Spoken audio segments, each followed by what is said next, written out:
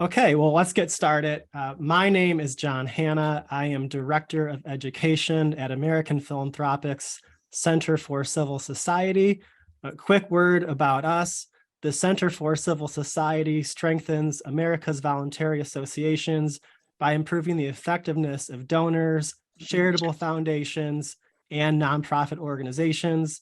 The center fulfills its mission through education, providing research, publication, webinars like the one we have today, mastery classes, and in-person events.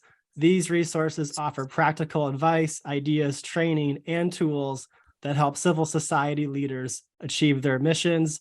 A project of American Philanthropic, our belief is that if America's voluntary organizations can more fully realize their visions, that American civil society and American democracy will become healthier, and American individuals and communities will more fully flourish. Again, thank you for being with us today. Our talk today is, of course, on effective altruism. Is it truly effective or altruistic? And we have just an amazing lineup of panelists today. First, we have Bill Shambra. Bill is Senior Fellow Emeritus at the Hudson Institute. He has published extensively on philanthropy. Joining Bill, we have economist, business leader, and philanthropist Tim Reichert. And finally, we have Joshua Hochschild. Joshua is Director of Philosophy, Politics, and Economics at Mount St. Mary's University. Of note, we actually started planning this discussion before the fallout of FTX and the downfall of Samuel Bankman-Fried. Certainly effective altruism has been in the news a lot the past few weeks because of its close ties to Bankman-Fried. And I'm sure we'll talk a bit about that as the conversation goes on, but let's just get started and start talking about effective altruism. Question one, I want to ask you, Bill, because you've written about this quite a bit. You know, for our audience, maybe they're just hearing about effective altruism now. Could you briefly explain what it is, how it got started, and give us a basic definition of effective altruism? You bet, and thanks very much for having me today. Effective altruism blossomed out of a thought experiment posed by Peter Singer maybe 50 years ago, the Australian philosopher Peter Singer. It went like this: if you were to come across a child drowning in a pond on your way to work, would you feel obligated to wade into the pond and save the child, even if it would mean ruining a pair of shoes? Now, not surprisingly, most people have said, well, of course, I would do that.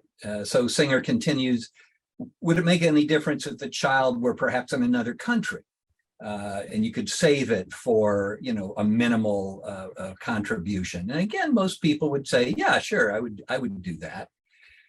So then Singer concludes, we should always be willing to give up some minor personal pleasure, maybe like another pair of new shoes, in order to donate that money to an organization that's literally saving lives or preventing children from drowning at very little cost in some remote part of the world. So at the core of effective altruism is this very deliberate disconnection of our sense of moral obligation from those immediately around us, our family, friends, community, and reattaching that obligation to some distant good that we can do.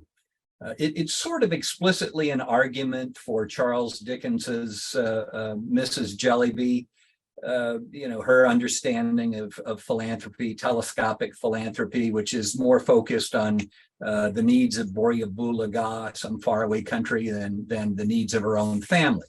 And the folks at an organization called GiveWell have refined this argument over the years by calculating how much bang for the buck you get for your charitable contribution.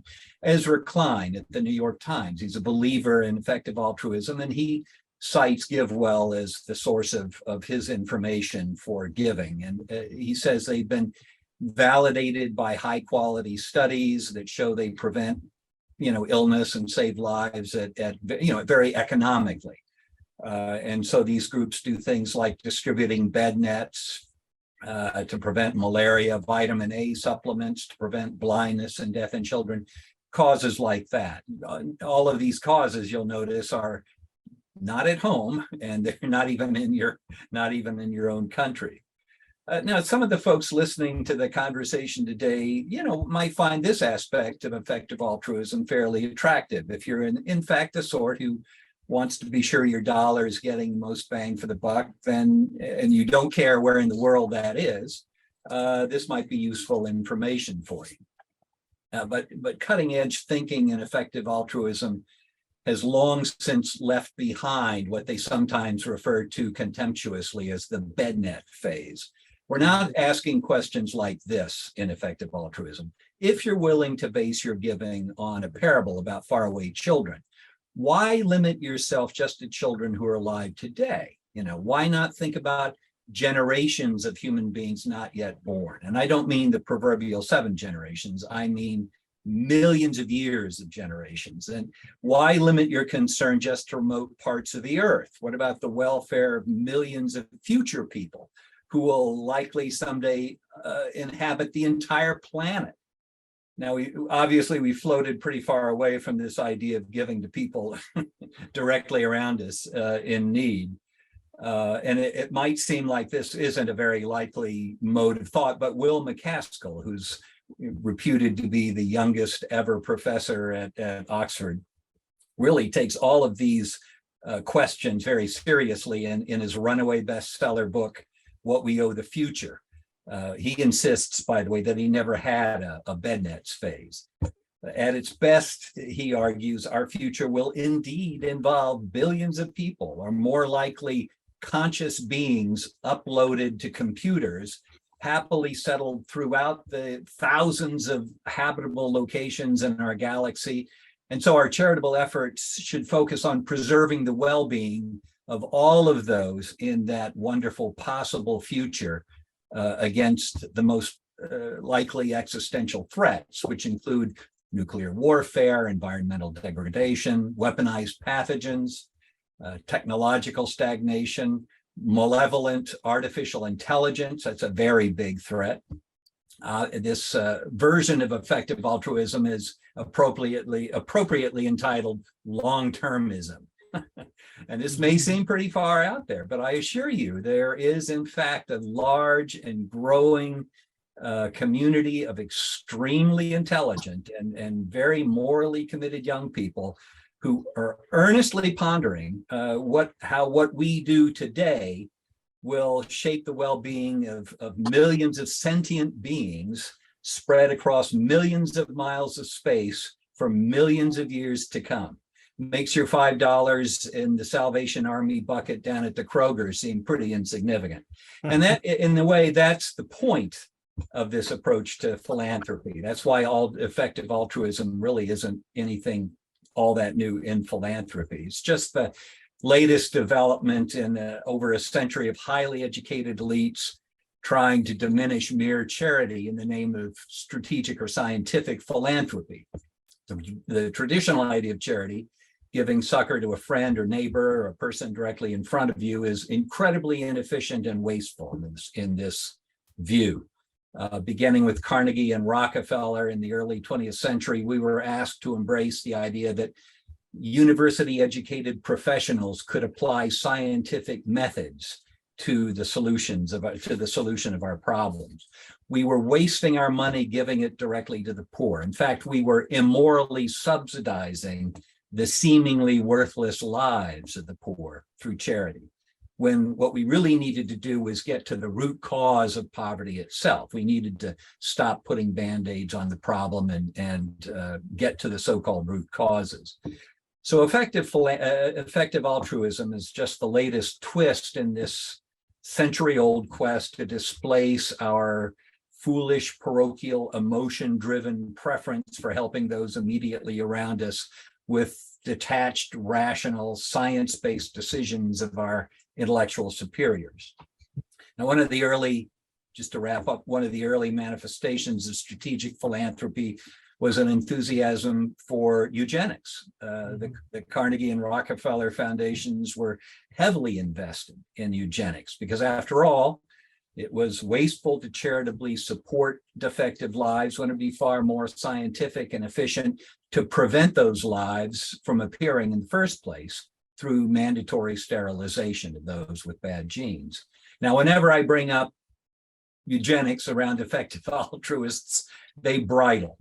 But in fact, right, their intellectual forebear, Peter Singer, notoriously believes that it's effectively altruistic for the parents of a supposed defective child to kill it, wagering that the next child will be okay and that the overall well-being of a community will thereby be enhanced.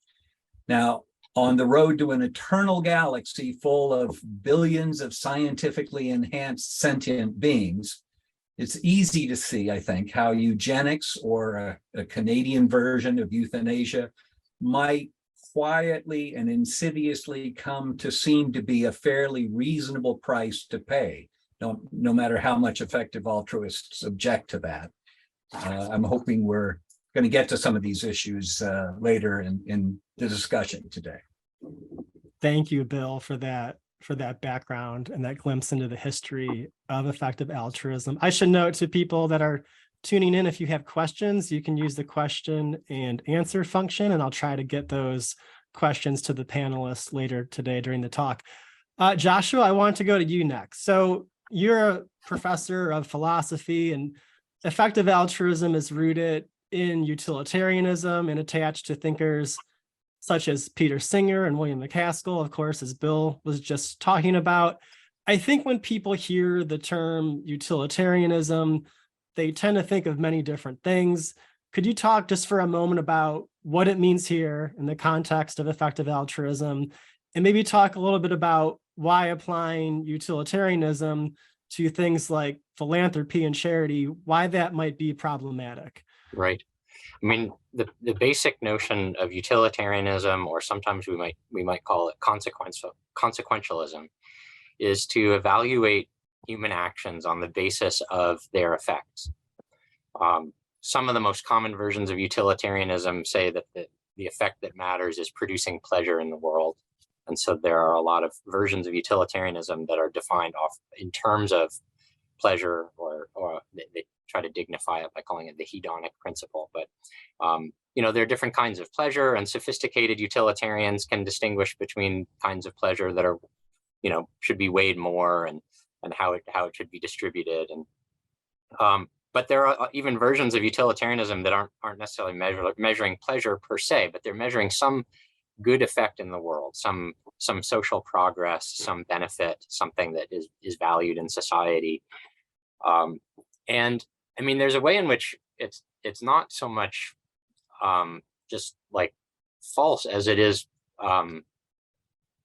partial or fragmentary, right? A more traditional understanding of evaluating human actions would certainly take into account the effect of an action, but it would also take into account the motive of the agent, the circumstances of the agent acting, and the nature of the act itself, right? So often, the easiest way to show that our intuitions are not entirely utilitarian is to describe a scenario in which your action could produce some obvious benefit, net overall progress, but we would be horrified at the I could find a random stranger and harvest 5 organs and save 5 sick people's lives, but at the cost of murdering somebody. None of us think that is a justified action. Now, a sophisticated utilitarian will have an answer to that and reasons why we don't kill people for those reasons. Although, as Bill was suggesting, not having upfront an objection per se to intentionally causing death has led utilitarians down some unholy paths. In a way, effective altruism then is not really a new moral theory, right? But a kind of application of this consequentialist or utilitarian calculus in modern circumstances. And I think there are two distinctly modern circumstances that make it so appealing and so popular, especially among a certain class of people. One is a flattening of our imagination, so that a lot of people really can't imagine any other way to judge the goodness or badness of actions except in terms of their consequences. They just have no way of conceiving that there might be other factors involved that would be relevant to judging whether an action is worth doing. And the other is essentially the issue of modern political and economic scale.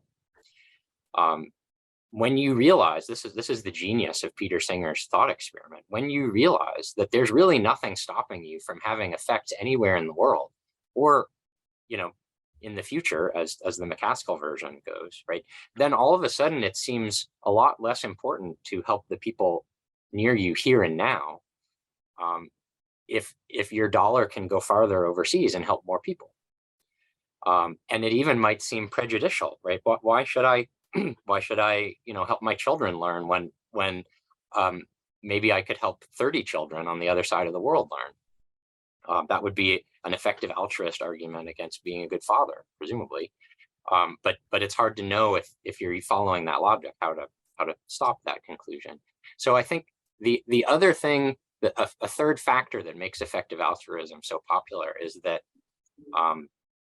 it flatters a certain type of person into thinking they don't actually have to work as hard as they thought they did in order to be good, in order to be redeemed, in order to, if you can convince yourself that you're actually doing the most good you can do by doing the thing that you wanted to do anyway, which was make a lot of money, and tell yourself that at the end of the day, you'll be giving a lot of the money away. And actually, maybe you are actually giving a lot of money away, and convincing yourself that it's almost like a modern version of buying indulgences. You've convinced yourself that ethics can be reduced to a capitalist exchange where no matter how you're making money, and I mean, Samuel Bankman-Fried is the perfect apotheosis of this, you can actually just defraud people for billions of dollars, but as long as you intend to give it away and you're giving it away to the right progressive causes that will have the right effects downstream, you can kid yourself into thinking that it's all okay and that you're excused. Very interesting. Thank you, Joshua. Tim, you're an economist, a business leader, and a philanthropist. So from those perspectives, how do you view effective altruism? And if it is flawed, what do you see as the proper alternative option, especially from wearing the donor hat? Yeah. So this may sound like, the guy who owns a hammer and everything looks like a nail, but as an economist, I would say effective altruism looks very similar to me to modern economics.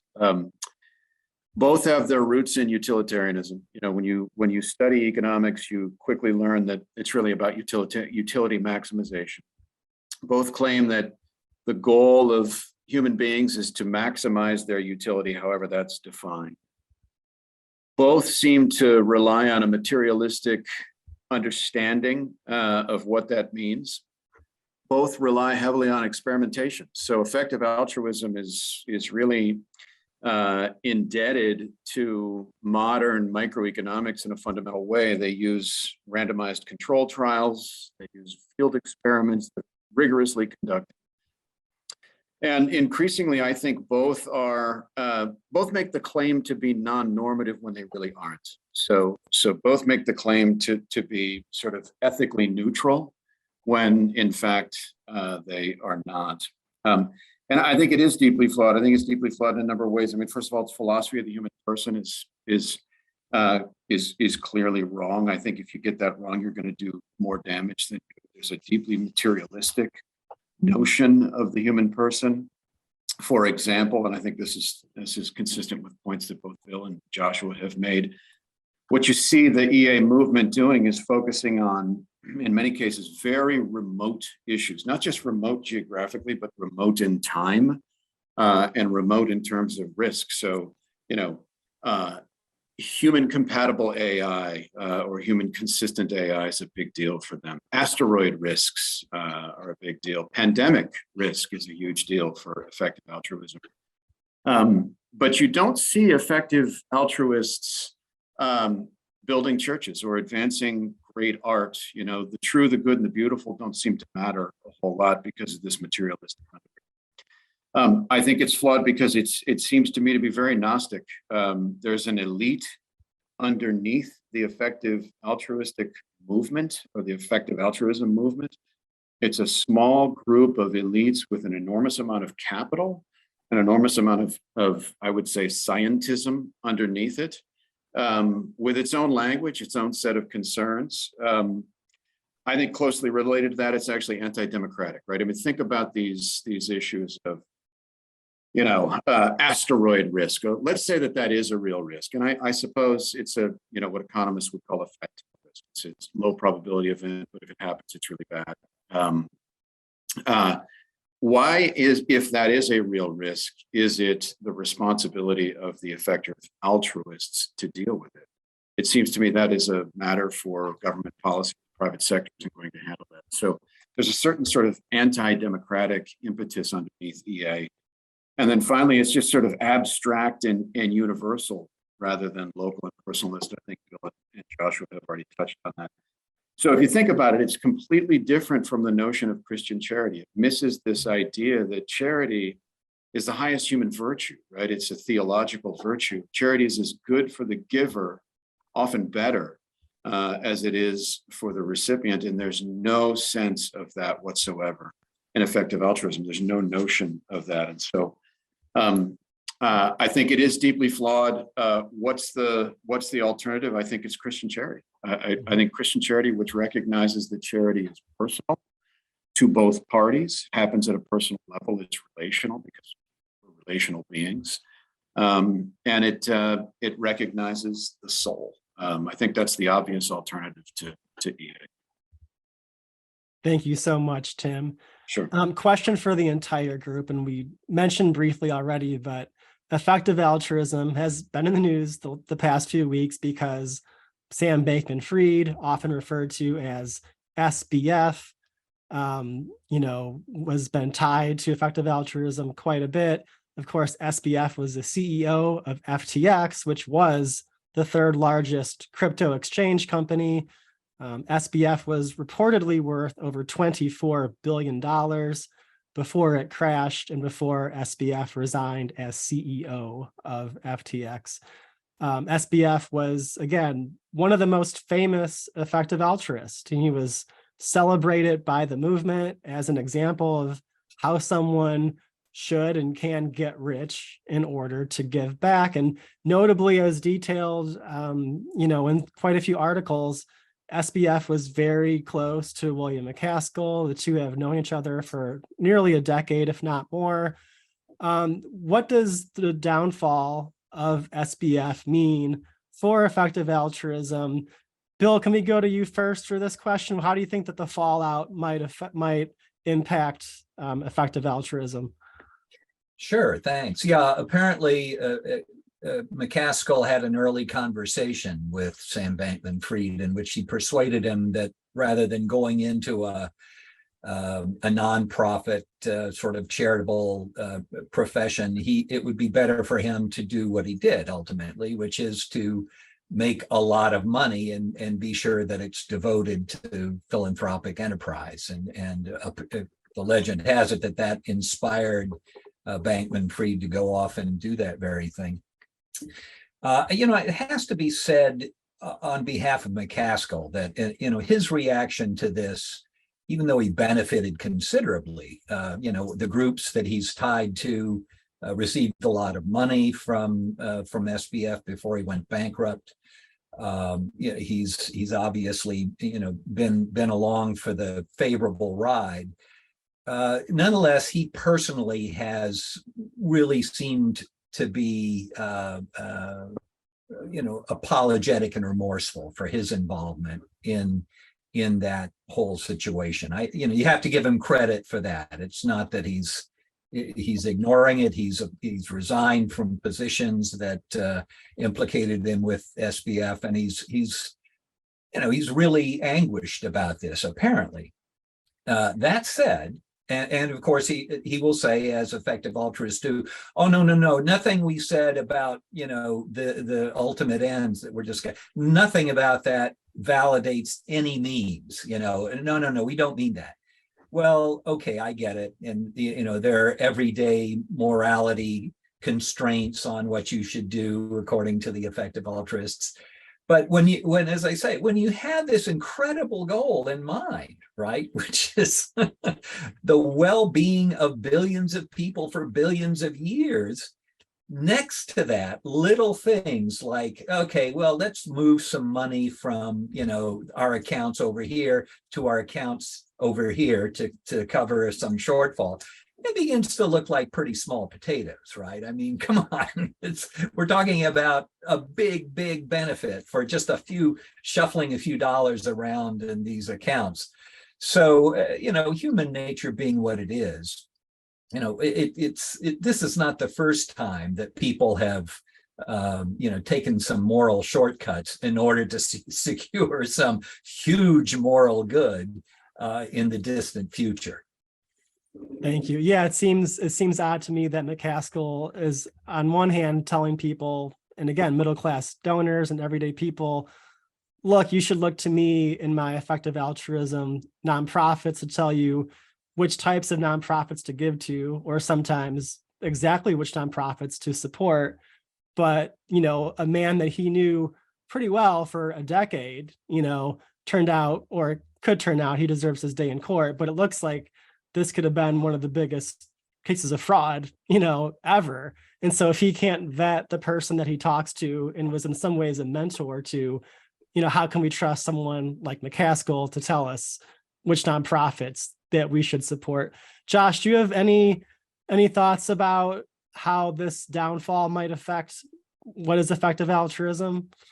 I mean, I don't have a prediction about what the fallout will be for the movement, although I think it would be a nice thing if it caused people to ask themselves, does effective altruism contain within itself the resources to critique this behavior, or do those resources have to come from outside of it? I also hope it just helps people realize not to take the naming of popular movements at face value. I mean, if you think about it, effective altruism is just a massively question-begging, evasive name. Well, we all want to be effective. Okay, There's nothing controversial in that. And altruism, actually on the surface, altruism looks like an uncontroversial term. But, if there's a way in which effective is a very nefarious word to use when you're trying to describe a moral theory, right? It implies a technocratic mentality. It implies what Tim was so aptly describing, that we're not really thinking about ends. We're just thinking about means. We're gonna just do whatever we can to get there. And then you think about the other word, altruism. That might sound like a classic moral concept, but the word has a fascinating history. It's a 19th century invention by Auguste Comte, who was a positivist, and his whole project was to show that we needed to get beyond traditional moral evaluation and traditional religion and replace it with a new science of human behavior. He's the inventor of sociology, and he also proposed a new religion of humanity that would be a purely materialistic religion that we would organize our lives without any reference to anything supernatural. And so altruism was a new word in French, altruisme, that he coined in order to describe a kind of other directedness of behavior, so that what he was proposing didn't sound entirely selfish, right? You could conceive of human beings as these purely materialistic beings, but some of my pursuit of material ends might be for the sake of someone else's material ends rather than for my material ends. It's a very, very flattening word. If you think about how a Christian would describe the desire to effectively maximize the goodness of one's behavior, right? First of all, you wouldn't call it altruism, you'd call it charity, or more precisely, they're not even talking about charity in general. They're talking about almsgiving. It's effectively almsgiving, right? The giving of material resources for some good cause, which is a good thing, although it certainly is not the only kind of good behavior to do. It's certainly not the only kind of act of charity. It's not the only work of mercy. There are many other ways in which a Christian understands that their behavior can have good effects besides almsgiving. And then effective, well, I mean, obviously every action should be effective, but it should be virtuous. It should be prudent. It should be actually well tailored towards the situation. What effective altruism essentially does is describe how you would think about good actions if you didn't think that knowing actual people and their situations and living in community with them and thinking of some of them as your friends, if you thought that none of that was relevant to good behavior. If you take the landmark example of modern liberal political theory of John Rawls and his experiment of trying to describe what justice would look like if you didn't know anybody, if you were behind the veil of ignorance, justice without friendship, justice without human nature, you get a pretty weird theory of what justice looks like if you follow that. And as Bill was describing earlier, if you take as your thought experiment, assume that you can have an effect anywhere in the world at any time, and you just want to have the biggest effect, you get a very weird theory of what it is to be a generous person that is totally stripped of being generous to whom, and how do you judge what actual generosity is?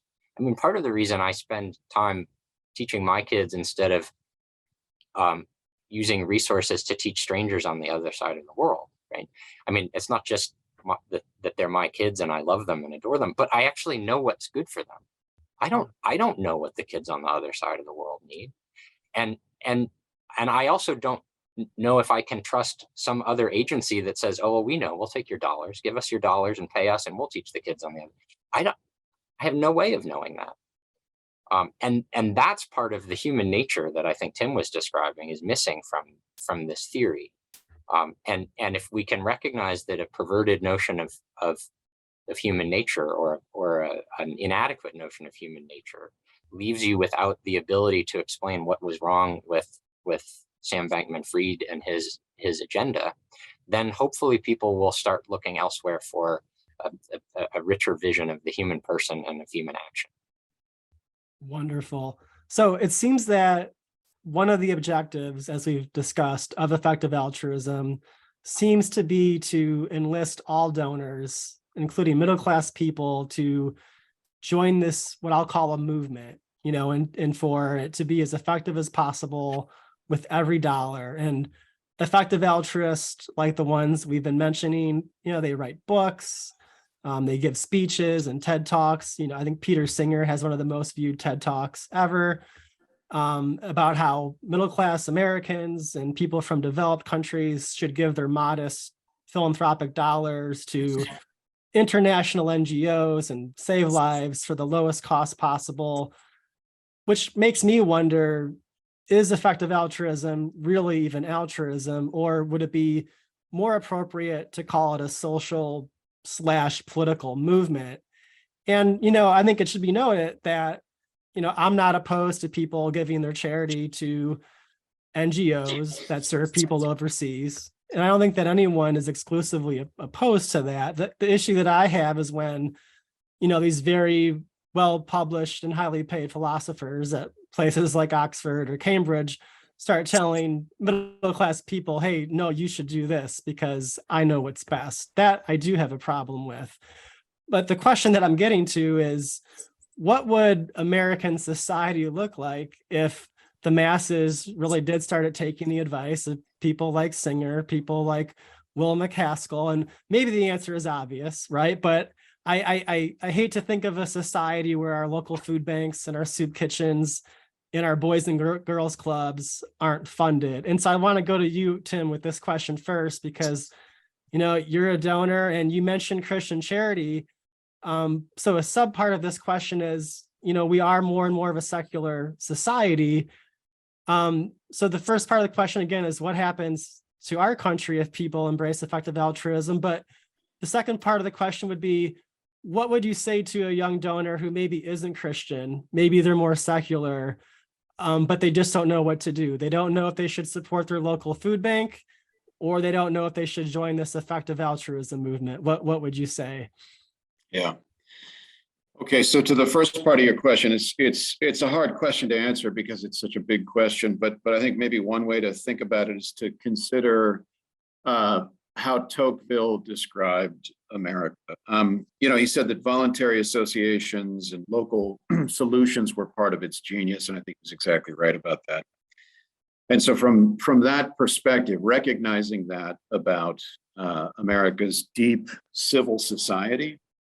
This appeal by the EA movement to the middle class to sort of deliver up its dollars to a kind of Gnostic, technocratic set of, elites, looks to me like it's a pretty significant potential centralization of economic power and a redistribution from the local and the concrete to the more abstract, right? So that seems obvious. It would also, I think, result in a real sterility. What I was saying before, I guess I just want to reiterate it. I mean, charity, including its close cousin, almsgiving, is good for the giver. In fact, again, it's very likely better for the giver than the recipient in many respects, because it is a virtue. You're practicing a virtue, and this is very important to develop that virtue. And so this increased abstraction, this lower degree of concrete and local, I think would result in a more sterile society. How would I sort of counsel a young philanthropist or donor? I would say something like what I just said. Look, why do you give? Do you give because you're trying to sort of maximize some abstract thing called utility, or do you give because in your heart, you're called to do it? And if you're called to do it, you should think about how you're called to do it, right? We're relational beings. We have roots, and those roots, that set of relations that we're dropped into are very specific, and they are key determinants. They matter to how we choose to give. So that's what I was saying. Great. So next question, this might be a good question for you, Bill, but what should a middle-class donor do when it comes to exploring philanthropy and the common good and strengthening civil society? So effective altruism, although now somewhat a damaged brand, it's still mainstream. It has quite a bit of popularity. And one thing I noticed recently was that Melinda French Gates now is offering a masterclass on philanthropy, and she's charging people money for this class, where she offers to teach everyday people about giving. I think it's fair to say there are some elements of EA within what she's talking about. I'm worried that people will look up to and admire mega donors. Bill, can you start talking about where can people look to explore how they can be philanthropic and think about the philosophy and the economic ideas surrounding all of this? Should they take Melinda French Gates's class, or what should they do here? You're on mute, Bill. She needs the money, so I think they should probably take that class by all means. Well, perhaps not in direct response to your question, I want to return to something that Tim just said, and sure. Talking about Tocqueville. Tocqueville's understanding of the effects of democracy, which he came to see writ large in America at the time, very early on. He had this fear that democracy would shatter all of the social and cultural institutions that had been erected for centuries by the old aristocratic society, and potentially isolate the human being, leave him or her completely up to, contained in a small, sterile bubble of private indulgence, private life. And the trick in this new democratic age was going to be to somehow get people out of that bubble, out of their self-absorption, and engaged in civic undertakings. How can you do that? Well, as Tim suggested, the way you do that is through a vast, extensive array of voluntary civic associations of all kinds, right? Certainly religious, but voluntary associations devoted to welfare, schools, private schools of all kinds, all sorts of ventures out there. And the point of which would be to draw people out of their private, lives, to get them involved in some larger public affair. And that would then begin to educate them in citizenship, right? They would begin to learn how to interact with other human beings and learn how to run public affairs as a common endeavor rather than as an elite-driven top-down affair. So, you know, when we think about Tocqueville and Tocqueville's preference for civil society, it wasn't just that he liked the activity of it.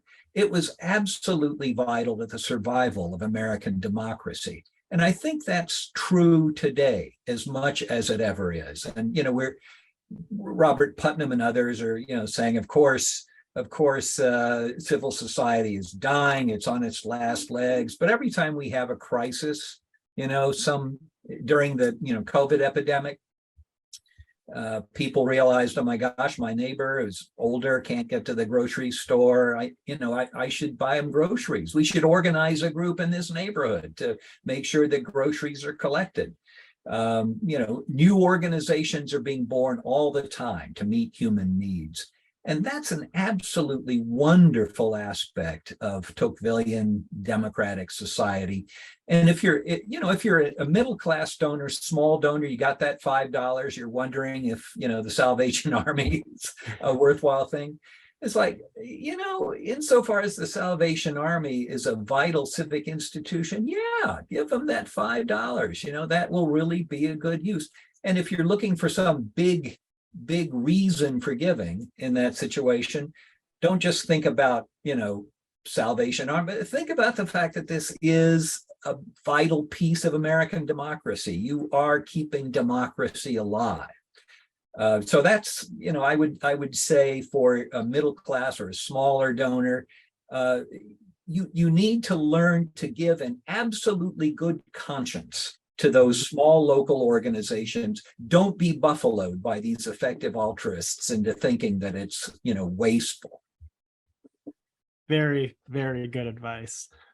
Some questions from the chat now. This first question might be good for you, Joshua. So this person is asking, do utilitarians and therefore effective altruists, do they recognize that a root cause to many of the world's problems is human nature itself? Oh, that's a great question. Yeah. I mean, human nature in its fallen state, I assume we're saying, is the root cause. Yeah. I'm not sure that effective altruists wonder about that. I don't know that they ask questions about human nature, as I think all three of us have been saying, and especially Tim. There's an implicit theory of human nature in effective altruism, but I'm not sure that they that the main theorists are fully cognizant of that or own it. I think they just take it as a brute fact that there are problems worth solving, and that's fine. I mean, that's where most people would start. That might be where most middle-class donors that we're trying to give advice to might start as well, right? There are problems. How can we solve them? Sometimes we might want to know about a root cause because we don't want to give it. We don't want a superficial solution that would exacerbate the cause. But I mean, from one perspective, it doesn't necessarily help to say, oh, well, the cause of all these problems is original sin, because we're not going to cure that, right?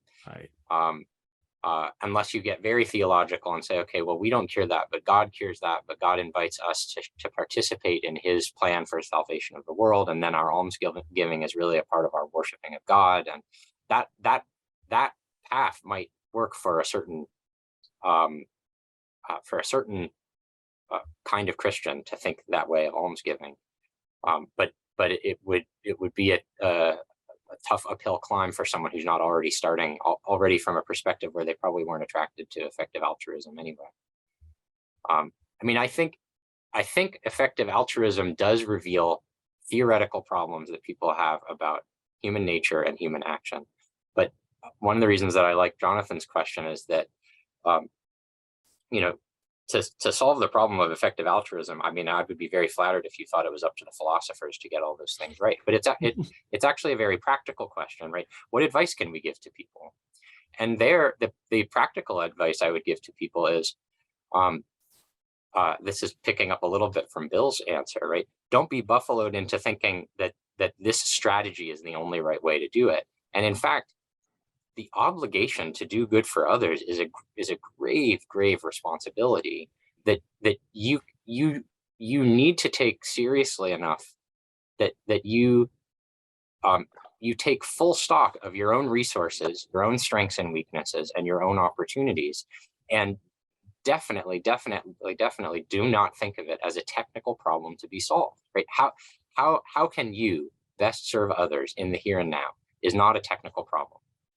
And EA wants you to think that it's a technical problem, right? Just figure out where to send your dollars so that they will go the farthest.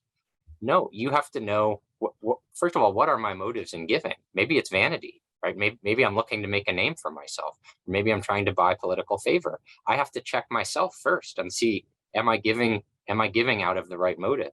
And am I aware of the need around me? I might think that the best way for me to give is to simply put money in the hand of the next person who asks for a handout. But, maybe I need to take stock and figure out, what is going on around me where I don't notice the need, that I should be more attentive to it. This is a matter of prudence.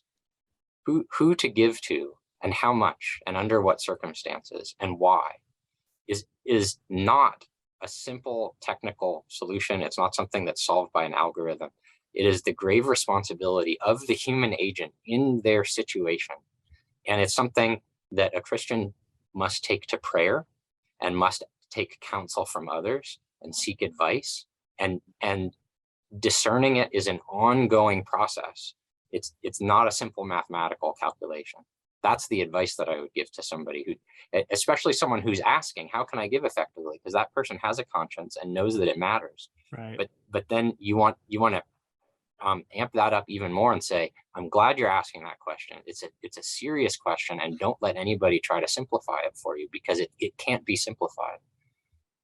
That's so good. Another good question we have in the chat right now, and it kind of touches on what you were just saying, Joshua. And this might be a good question for both you, Tim, and Bill. But the question is this: how do you think technology has played a role, especially when you consider the immediate accolades and recognition in the way that charitable giving is lauded these days? And of course, one only need think of Sam Bankman-Fried. But Tim, can you tackle this first? Do you think that technology and the immediate, accolades and recognition, how is that maybe affecting philanthropy right now?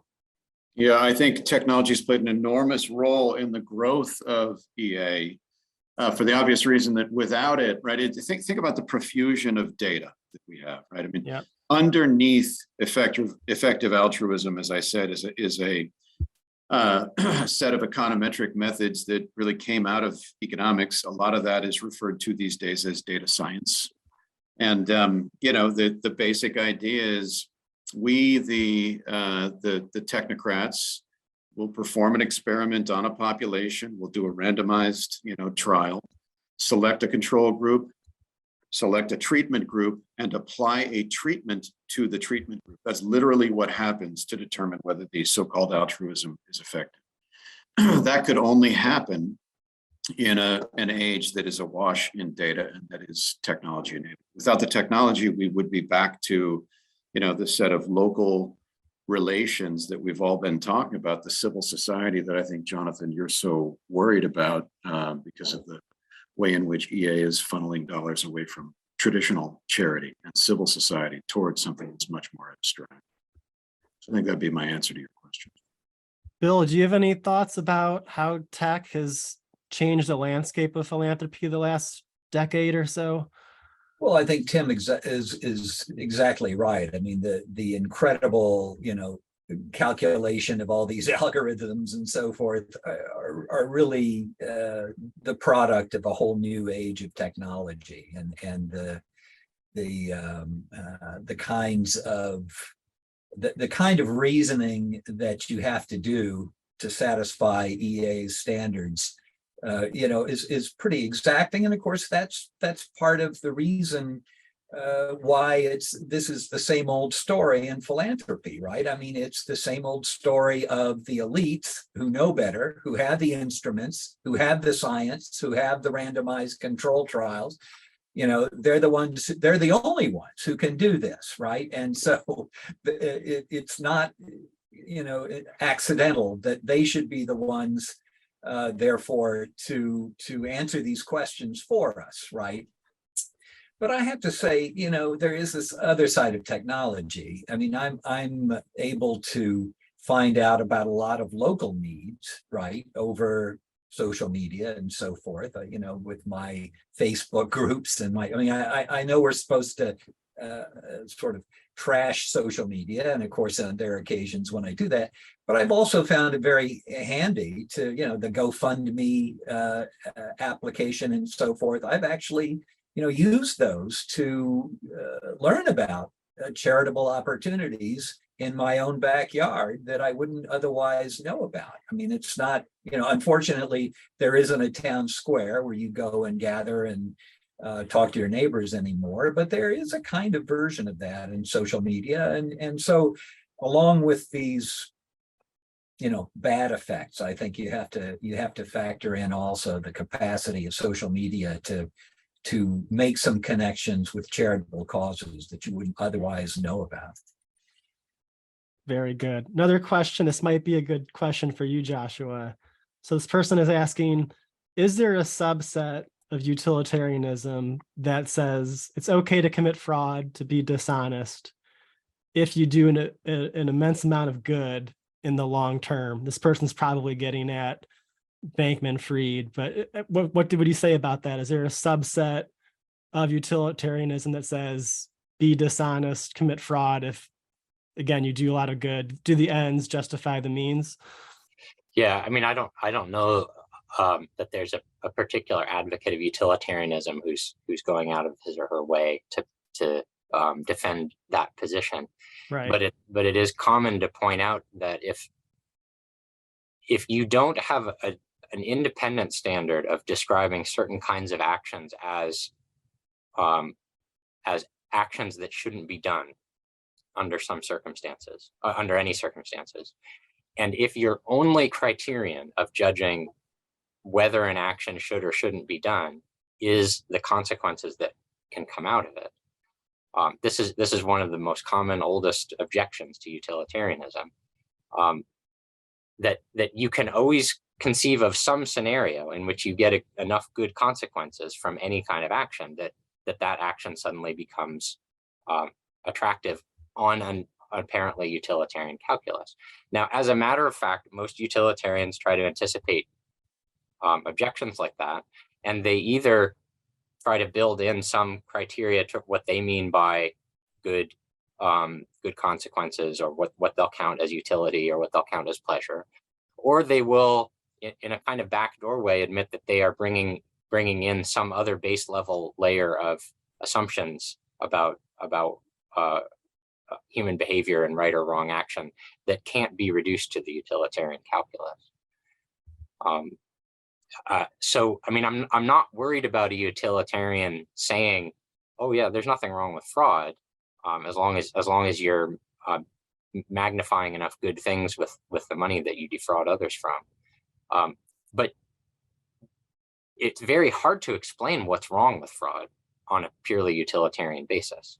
I mean, you usually have to do something like say, well, in the long run, if we allowed fraud, then people wouldn't trust each other, and so we couldn't have an economic system. And so you can give a kind of pragmatic argument about why we shouldn't tolerate fraud, not because it's actually wrong, but because it's just not sustainable in an economic system over a long period of time.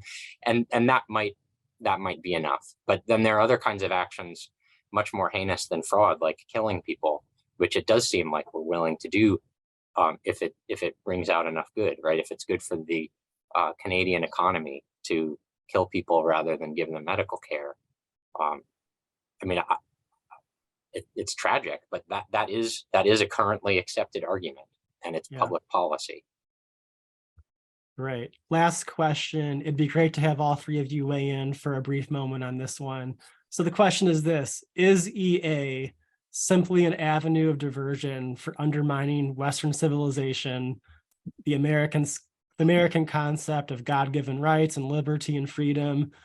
So I guess the question is, are the proponents of EA, are they trying to undermine, again, American Western ideas of charity and freedom?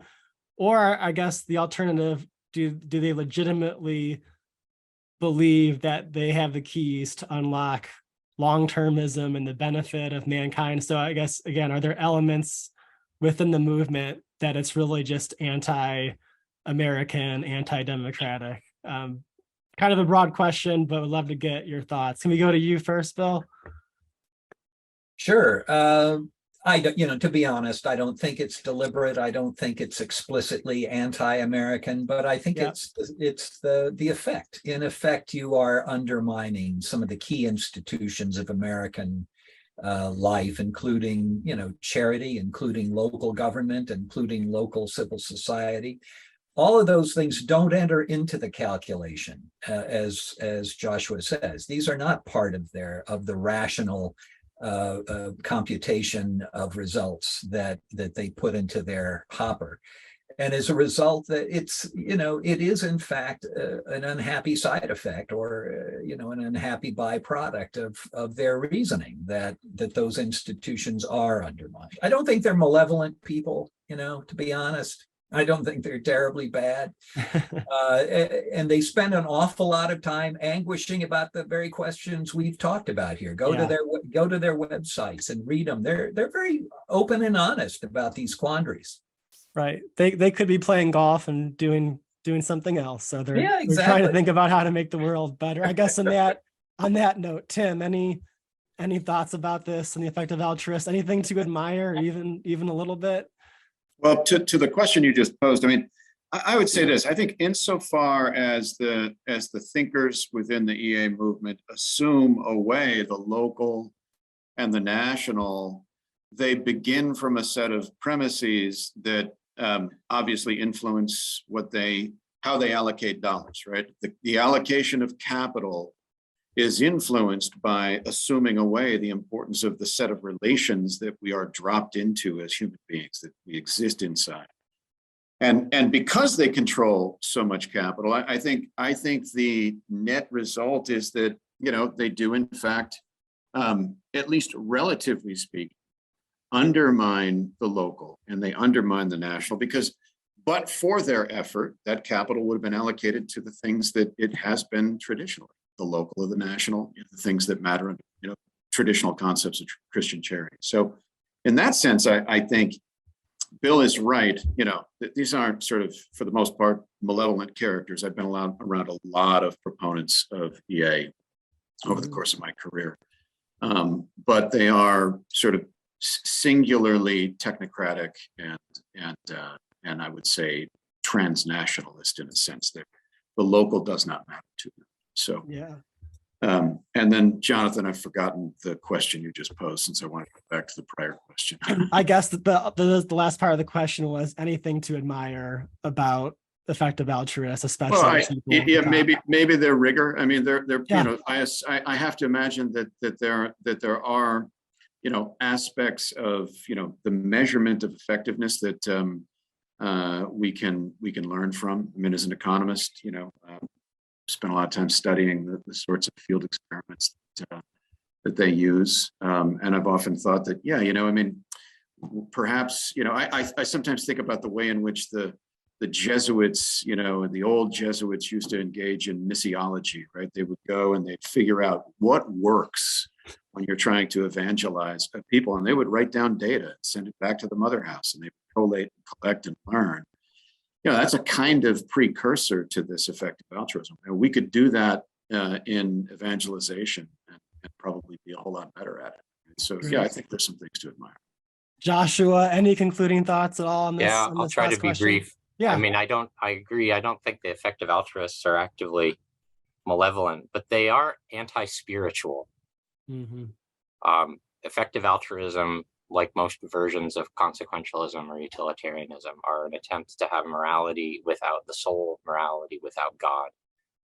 And so it doesn't just cut off our moral decision-making from connections and relationship with each other and with our nation. And the problem is not that it would undermine the West or America. If it's only that, that's a political or ideological problem. It undermines our relationship with God. And there's actually a deep irony that if you look up what Thomas Aquinas has to say about almsgiving, not only is it not altruistic in terms of being only other regarding, it is almost twice as selfish as a lot of other actions that human beings are engaged in. Because Aquinas says that there's three goods that come from almsgiving, and one of the goods is the good to the other who receives the alms, right? But two of the goods are the goods to you, right? Because you are exercising virtue, and so gaining in virtue by doing a good work, right? Plus, you are winning the reward of the prayer of the recipient of your alms, who will be grateful and so ask God to bless you. So one of the ironies of Aquinas and a traditional understanding of generosity and charity is not that it divides us and you have to think, okay, well, sometimes I'm concerned about myself, sometimes I'm concerned about others, is that especially in acting on behalf of others, we are improving ourselves because we're improving our relationship to others. So we're improving our community and we're improving our relationship to God. Thank you, Joshua. Thank you again, Bill, Tim, and Joshua for being with me today. It was a fascinating conversation about a very timely topic. Let me plug one event here that we at American Philanthropic have coming up. We have a major gifts training seminar. So if you are a fundraiser working in major gifts, or you want to be, or maybe you have a colleague that is working in major gifts or wants to have a career in major gifts, we will be having an in-person training seminar in sunny Phoenix, Arizona, January 17th through the 19th. We'd love to see you there. You can go to americanphilanthropic.com and click on events and get all the information. Again, thank you, Bill and Tim and Joshua. This was really fascinating. I love the conversation.